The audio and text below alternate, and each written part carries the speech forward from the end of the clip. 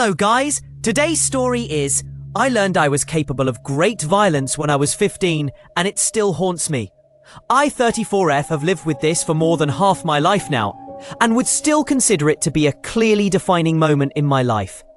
What that definition is exactly, I'm not entirely sure myself, but I would still like to believe I walked away better for it. In 2007, when I was 15, I had just moved to a new foster home.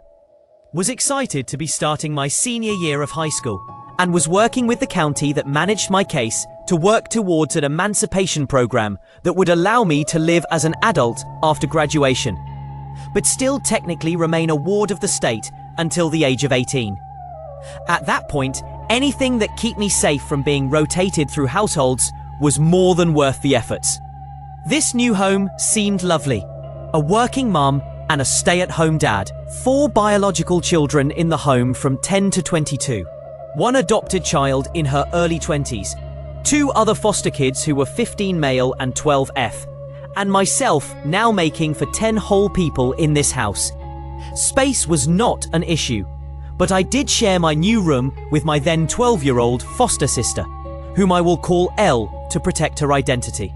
Elle and I quickly discovered that we had grown up only about 15 to 20 minutes away from each other, rearranged the bedroom, divided up the closet, and I used one of the oversized trash bags I had brought my items in to start picking up the trash and old food she had had throughout the room.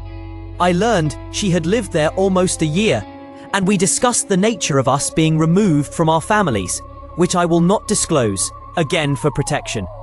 We were both in long-term care with no chance of going back to our families. Neither of us were eligible for adoption through normal channels. Your imaginations are more than enough to ponder our circumstances, and it won't leave you with scars.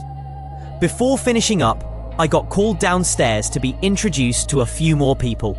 Not everyone had been home when I arrived, as it was towards the beginning of summer vacation and everyone was doing their own thing. I wasn't gone for more than 10 minutes, returned to our room to retrieve the trash, and as I grabbed the top of the trash bag to close it, it was wet. Really wet. I looked at Elle, who was sitting on her bed reading, and asked her why it was wet. I hadn't thrown away any liquids. I hadn't found any liquids. She shrugged her shoulders without looking at me.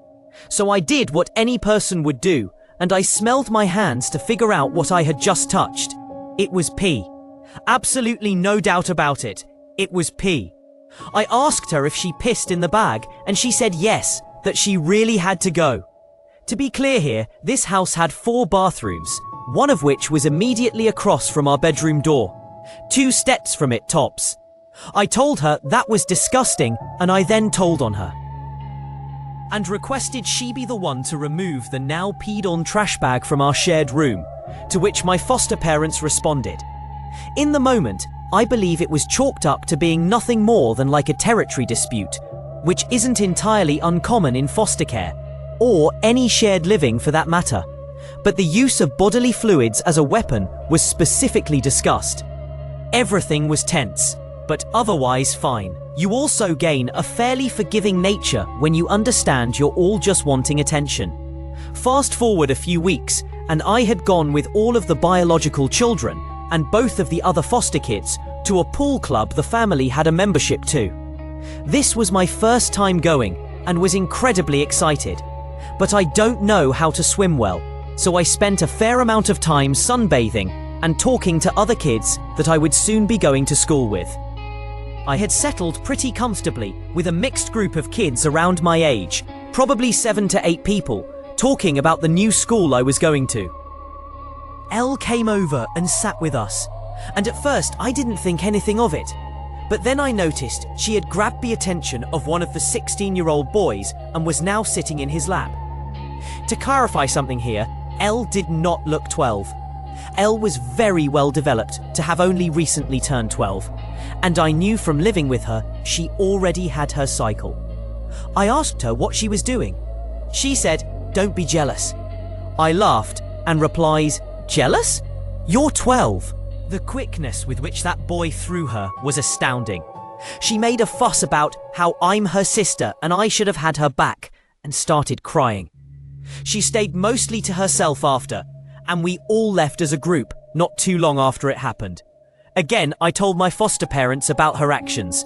Sure, we had their adult children with us, but they weren't concerned for our well-being on a level of parenting a child being promiscuous, or even being aware it was happening in the first place. Elle was told she's no longer allowed out without one of the parents. 2 weeks later, I am desperately moving things in our room, looking for a terrible stench. It's summertime on the second floor, and the smell is so thick in the air, I couldn't breathe. I had tried looking over the past 2 days when I first started smelling it, but at this point, it was just disgusting. I had asked my foster parents for help, and they just told me to clean the room. Finally, I pull the long dresser by my bed away from the wall, and the smell gets stronger immediately. It's Ren, decomposing into the carpet, loosely covered with a washcloth. I went through a variety of emotions and began to cry before landing on anger, as the realization that the presence of the washcloth meant the bird likely didn't enter the house naturally, nor had it died naturally. Instead of getting my foster parents, I called my case manager directly, explaining the situation and how I no longer felt safe where I was. Unfortunately, this wasn't something that merited an emergency change in situation. She made necessary notes and said she would file the incident accordingly, and I agreed to involve my foster parents. This resulted in a big family meeting. Elle did confess to the bird, but claimed she had only wanted it as a friend and was unsure of what to do with it when it died, and didn't want to be in trouble, so she hid it, conveniently behind my dresser by the head of my bed, at the furthest point away from her bed as possible, as the beds were catty-corner to each other. I clearly stated to the family that I did not believe her, and I did not feel safe with the current arrangements. The eldest biological son, 20, volunteered his room to me. He would be going away to college soon, and said he had no issue staying in the family room during holidays, and that he would also be okay to wait after my graduation for the emancipation program to go into effect. The only catch was that he hadn't begun to pack het, and requested that the change wait until after he left for the dorms again. I agreed. Any end in sight was better than none. I spent the night with a friend that night. The following day, I returned home and began to deep clean the room, the carpet, and to ready my things to move to the basement bedroom in the lower level of the home. As I was finishing up, I decided to strip my bed sheets to take them down to wash. As I lifted the corner of my mattress, I was met with a terrifying discovery. Under the head of my bed were multiple used tampons and panty liners, some so coagulated to the mattress that it made a Velcro-type noise as I lifted it up. I immediately went downstairs, where Elle was watching TV with our foster dad. I explained what I had found and asked for a solution. He sent her up to clean it, and I called my caseworker again, notifying her of my situation.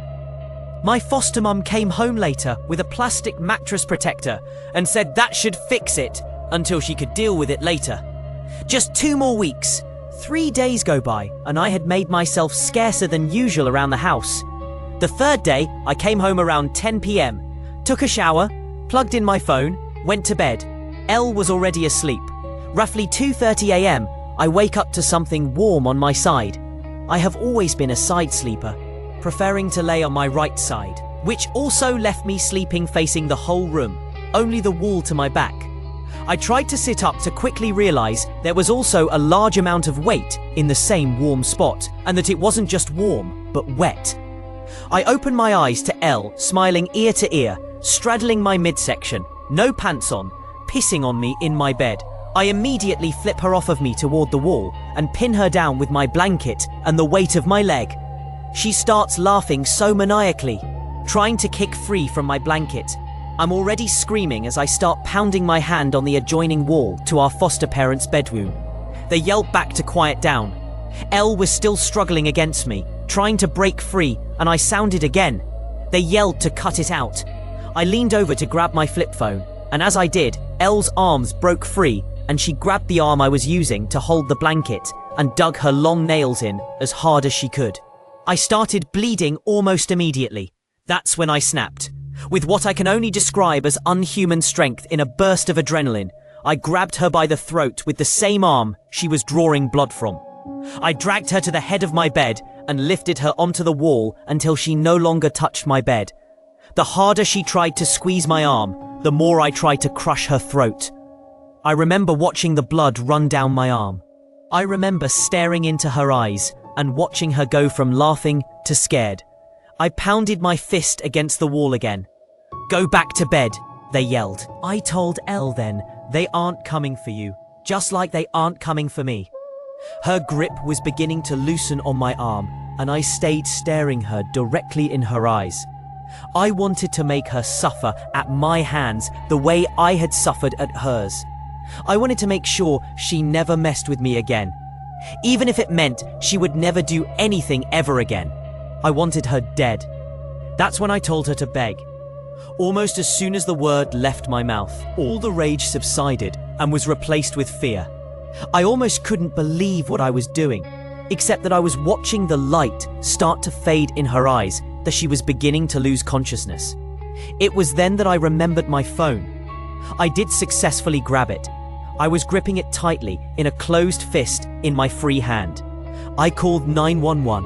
I told the operator everything that was happening, including me actively choking her against the wall.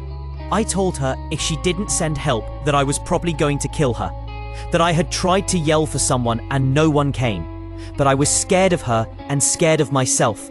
At some point, she did convince me to set Elle down, which I complied only to the degree that she was back under the blanket, and I was now sitting on her to prevent her from moving at all. When the police arrived, as well as an ambulance, I had to give the operator my foster mum's phone number because they wouldn't get up still to go get the door, and I was adamant that I wasn't moving until someone came to take either me or her or both. I will never forget the looks on their faces as they dealt with authorities, watching as Elle and I were checked out separately by EMTs. Elle was found to be physically okay, and the cuts on my arms were cleaned up, and it was recommended that we follow up with primary care within a day or two. That was the last night that I lived with Elle. She wasn't permitted back off the ambulance. She hadn't suffered any critical injuries, but it was deemed that she was in a psychological crisis. A caseworker came by a few days later without Elle to gather her belongings. I was left in that home, still moved into their son's room when he went back to college, still graduated that school year at 16, still got my first apartment with the emancipation program. There were never any disciplinary repercussions for my response. I was already in active therapy, and there isn't really such a thing as doubling down on therapy. Despite what I see as negligent on the part of my foster family, they faced no repercussions either. They never did look at me the same, but that was fine. I was only a paycheck for them. I was never going to be a part of their family anyways. What did matter was that I forever changed how I viewed myself. I am not a violent person by nature. At 34, I feel I can say that fairly confidently. However, this situation that escalated over one 3-month period, resulting in violence that in reality only lasted a few minutes, made me firmly believe that everyone is capable of this. Everyone has that breaking point. And at that breaking point, the punishment might not fit the crime. I'm still scared of how I responded then. I still think about it frequently, and it's been 18 years since it happened. Note, Elle, if this ever finds its way to you, know that I'm sorry to have played the part in your story that I did. No matter what led you to any of it, know that I'm sorry for the extra harm I caused you. We were kids thrown to the wolves. None of it was ever fair, and we grew up in a rigged system that never truly had our best interests in mind. I hope you are well, and that you never had to live through another moment like that. I hope you found your peace in the world. Thank you for following our story today. If you want to see more, please like and subscribe.